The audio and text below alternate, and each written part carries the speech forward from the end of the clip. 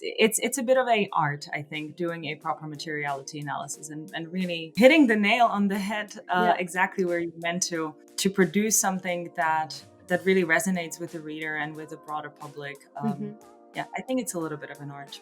Speaking of sustainability, a podcast where we talk to frontrunners, innovators, and business specialists on, well, sustainability and where they think their industries are headed, and more importantly, how they can make them more sustainable.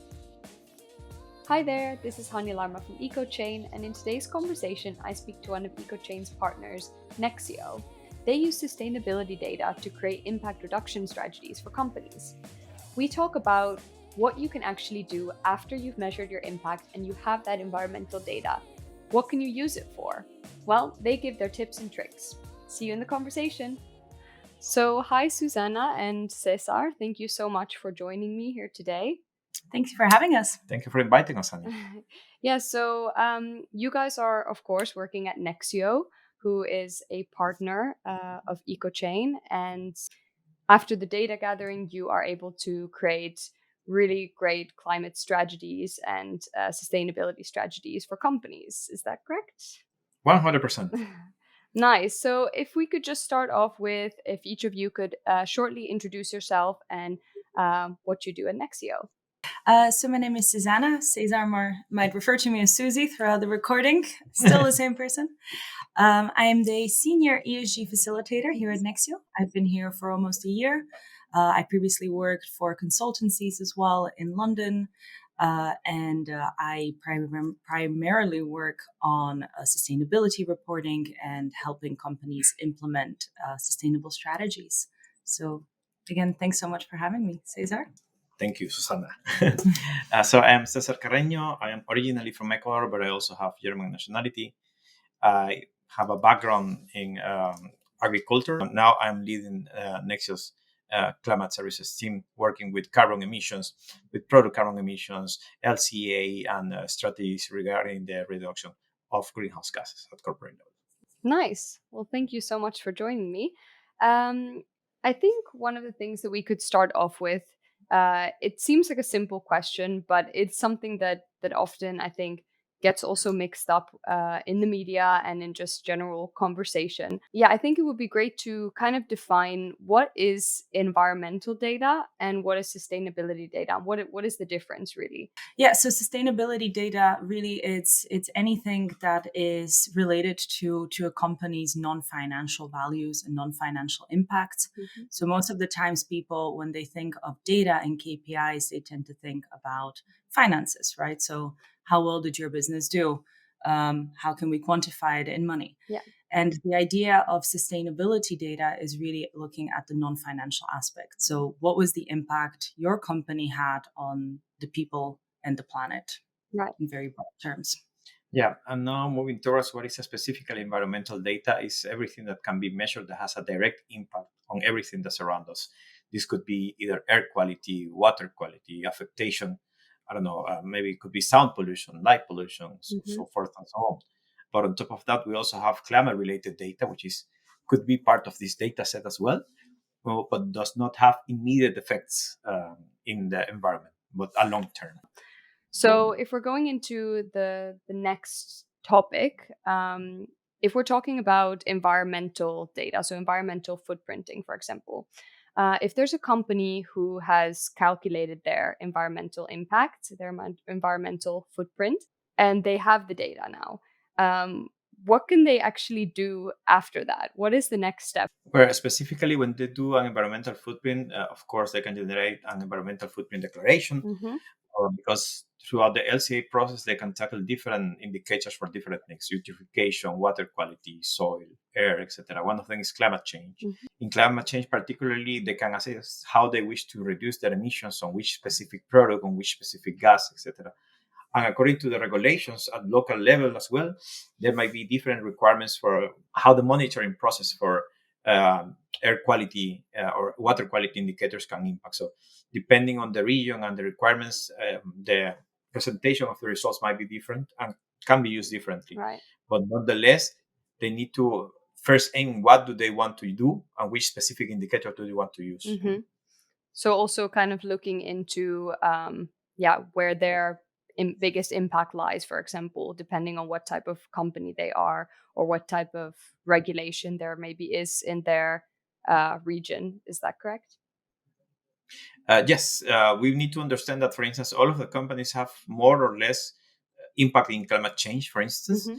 but not all of the companies have a huge impact on water, or not all of the companies have a huge impact on soil, or I don't know, Mm-hmm. sound pollution, etc. So there are differentiating indicators for certain type of industries, but climate change is cross-cutting. Mhm. Interesting. And so you talked a little bit about this, impact reduction.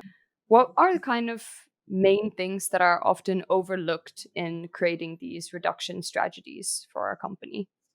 It's very important for the companies to organize the data accordingly. Most of the time, they assess that one specific process or one specific type of fuel is negligible because they don't use that much. But most of the time, until they don't measure, they cannot make this type of statement Mm, on the assurance of the data. So everything needs to be measured, and later on, do you decide the negligibility, because it needs to be embedded under the threshold that the company needs to define. Normally, it's 5% materiality mm-hmm. for this particular exercise. But you cannot make any statement before you have actually measured everything. You can say, this is negligible just because I think it's negligible. You need to measure and then define that. Yeah, and I think that that also kind of goes back to what we mentioned before, that for each company there's different impact categories that are most important, and you can't really know that, of course, before you've actually measured it, and there might be something that you think is a good solution, or that you're making your product or company better, but actually it might be something that actually makes the impact worse, for example. So indeed, that's a good one to keep in mind. Is there anything else that you think is important to think about? Well, specifically the data. Data is the key pillar of this. If data is not properly arranged, if data is not high quality, if data is not properly stored, Hmm. there is a limit of what we can do with the data. No? Right. So for us, data is the key of all of this process. Yeah. In order to have really accurate results in the climate reduction, the first step is to arrange your data accordingly. Right. Yeah, I've spoken to quite a few sustainability managers in the last few months, and that's something that comes up quite often, actually, that sustainability managers these days actually have to be quite involved with the data, and data is a big part of their job these days, which wasn't necessarily the case 10 years ago. Yeah, and I think even to add to that, on people forget that the same issue comes with all the other sustainability topics. So also Right. when you're looking at your social and governance impacts, it's always about data, and Hmm. often it gets a little bit more neglected because people focus on the environmental side, Yeah. which is very natural, very normal. It's a hot topic. Yeah. And some companies are often surprised when we ask for data on the governance and social side, Hmm. beyond just HR data, and they're like, "Oh, of course, we have to start measuring these." So yeah, definitely resonate with Cesar's point how important it is to correctly measure it and collect it. Yeah, and I think that social sustainability is often very linked to environmental sustainability. So you almost can't have one without the other. There are definitely some people who think you can, and focus on one or the other more, but it's not going to end up you having a good sustainable business. So Yeah. it is really key to focus on both social and environmental. They definitely do go hand in hand. Yeah. And I think we do see a trend where companies are moving more towards it, and they're realizing how important it is to really have good sustainability management systems in place for both. Right. And yeah, that kind of brings me to the next point, which is what would be a kind of framework that companies could follow to create a credible sustainability report? Are we talking about official frameworks or just general that every company can? Yeah, I think more just kind of general steps that need to be taken. I think that there are better sustainability reports and there are less good sustainability reports. So, yeah, I think it would be quite useful for people to hear a little bit about how do you start building that, and what are the important things to take into consideration. Yeah, definitely.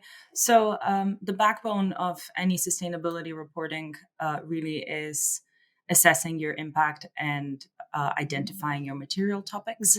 Hmm. This is key.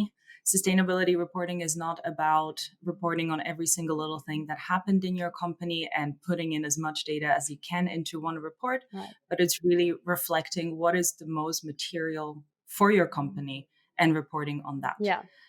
So yeah, first one would be the materiality analysis, which also includes stakeholder engagement. So this can be as simple as talking to your employees and finding out what is important to them. You can also go to your clients, partners, any other external stakeholders to get an understanding of the importance of topics on sustainability. And once you understand this, you really have to start building your sustainability strategy. This is how you can make sure that everything you do has the proper impact, you have Mm. proper targets in place, and ultimately, you know what you are measuring. Yeah. What often we see is that companies want to report on certain topics and on certain initiatives they had. However, down the line, they forgot to actually measure their data. So, comes December and they don't have the numbers to support their claims, or they Mm. haven't actually put things in motion to make sure that they can report it on it properly. Yeah. So really, the first step of knowing what your target is, to even know what you should be measuring, is really the key. Yeah. And this is something that a lot of people actually struggle with. A lot of companies do struggle with that, so it's fairly normal. um, but yeah, this is just the backbone of it all. And then it's about mobilizing the different teams within the company, making sure everyone's aligned, making sure that what has to be measured is being measured, whether this is quarterly, half year, yearly, and that you have one common deadline on when everything has to be ready, Right. and you can actually produce a good sustainability report. Right. What is also helpful is finding an external framework. Yeah, platforms like GRI really help you to produce a report that is solid and that is robust and has everything that a good sustainability report should have. I don't know, Cesar, there's something different for environmental reporting. Yeah, for climate reporting as well, to tackle the need of really high quality data is key. Many companies, particularly big industry, need to understand that they need to create a specific profile to manage the data, because most of the time they say, yes, the facility manager has the data. But these are two different concepts: to have the data and to learn how to organize it, clean it, use it. I would say that it's important to start to generate this new profiling for this professional who knows where the data is, where does it come from, where it should go, how it should be reported, etc. And this is a concept that's still under discussion. Not many companies understand this. They think that we have our IT department, they manage data. They do not manage data. They manage communications Yeah. internally, how the data flows, but not precisely the data. The facility manager does not manage the data. The facility manager hosts the data or Hmm. use the outcomes of that data. So this is a profile that needs to keep on being developed within the years to come, because data is definitely key for this particular type of activity. Right. And what I'm kind of hearing from both of you is that it's really important within the company to really align on who is responsible for what, and that there is this target that is clear for everybody, and the mission is clear, and everybody knows what they should be doing in order to achieve that target, and to organize the data or the information in a way that it can be maybe not easily reported on, but at least clearly reported on. Mhm. And I think one thing that you said, Susanna, which kind of stuck out to me, is that you don't have to mention every little thing and report on every little thing that your company is doing. It's more important to organize yourself and think about what is the most important for our company to communicate to the world. And I think that this comes a very natural trait, right, of humans. Like you want to really shed yourself in the best light, and everything that you can, you want to include in a report like that. But some of the best reports we've seen, they're just very, very concise. They're very clear, very to the point. you don't want to read 150 pages ideally, Yeah. It's a bit of a art, I think, doing a proper materiality analysis and really hitting the nail on the head, Yeah. exactly where you're meant to produce something that really resonates with the reader and with the broader public. Yeah, I think it's a little bit of an art. Yeah, and I Um, think that that's also a cool point to think about, having those discussions internally for what does the team find important, what does the company find important. So it's not something that one person has decided. It's something that yeah, everybody agrees on and can work towards in actionable ways. And normally, it all comes down with the principles that are constantly repeated throughout several standards. One of them is ISO, Hmm. which mentions that everything that is reported should be accurate, relevant, transparent, etc. No, so Hmm. if we adhere to these principles, I would say all of the reports will be um, used as a tool for communications for different types of stakeholders. Right. No, so that's for me that's the main goal. No? Yeah, exactly. So that can be internally, but also externally to the public and to yeah, different key stakeholders. That's indeed a good point as well. It needs to be clear for everybody. Yeah. And I think you also, this is a good point that before you publish your sustainability report, you should really be clear as a company who your target audience is. Not everyone reports externally. Hmm. Not every company is ready to report externally. So you really have to have the internal reporting quite solid. So the data gathering, basically. Hmm. So the first step is to have your internal reports, and that's also okay, but again, it needs to be decided, it needs to be mobilized within the teams. You have to have your C-suite, your managers involved. The highest governing body should be involved throughout this process. Yeah. They should know exactly what you're getting out of this report. They should approve the material topics. I think this is something that's really crucial, that it's really not just the responsibility of the sustainability managers. Yeah. It should be something that is backed, for a lack of better word, Hmm. by the highest governing body. Yeah.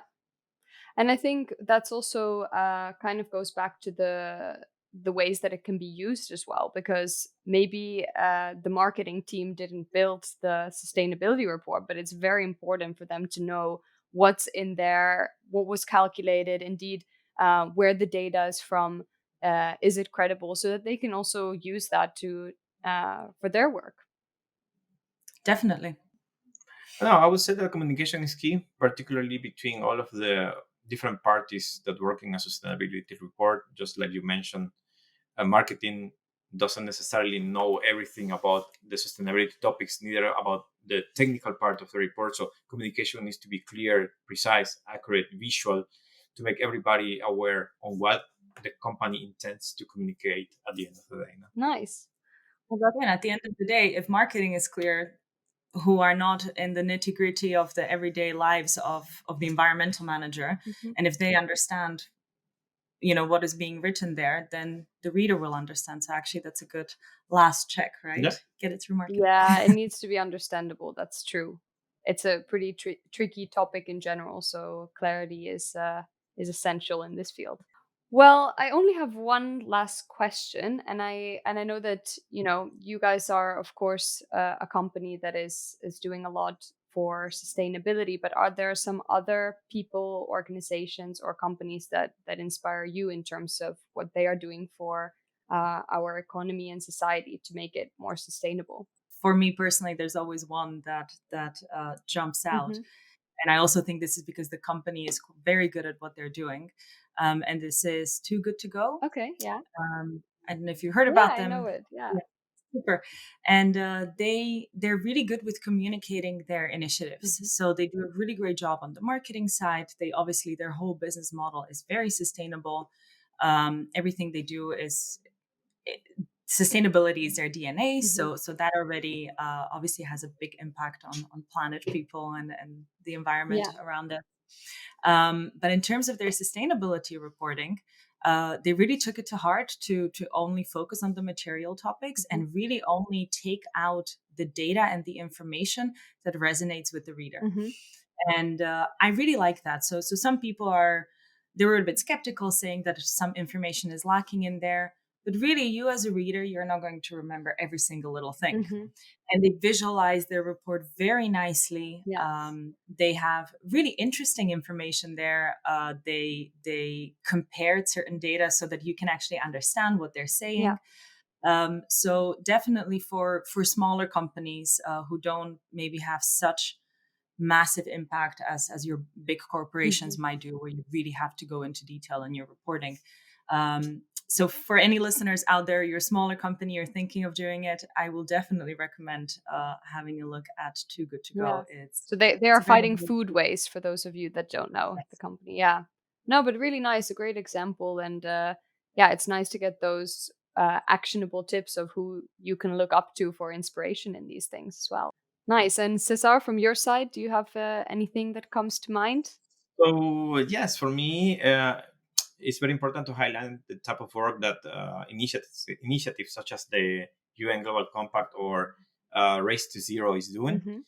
They're working really hard in try to consolidate all of the different efforts from different organizations, particularly Race to Zero, which is open not only to the private sector but also to, let's say, researchers, to cities, countries, etc., and try to align all of these efforts and make them visible through commitment for this initiative, and also linking what they are doing with the science-based targets Yeah. initiative and criteria as well. So trying to connect the dots is very important, because unifying efforts Yeah. at the end will just be a very fruitful experience for everybody. No? And not only will provide visibility to your Mm-hmm. efforts, it will give you let's say, it will give you an objective, because you're part of something greater than your own organization. Yeah.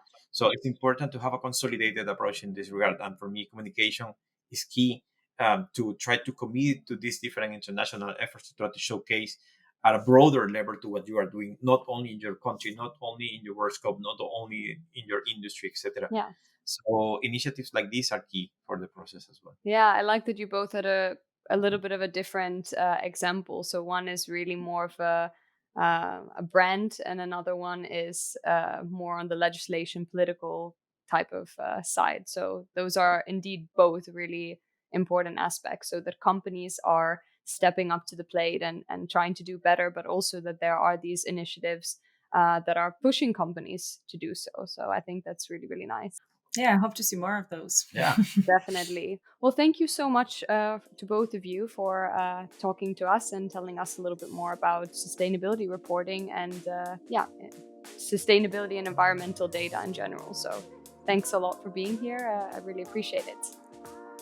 Thank you, honey. Thank you for having us. Hi, everybody. Thank you so much for watching this chat. If you enjoyed this episode, please click here to subscribe or here for more recent episodes. Bye bye.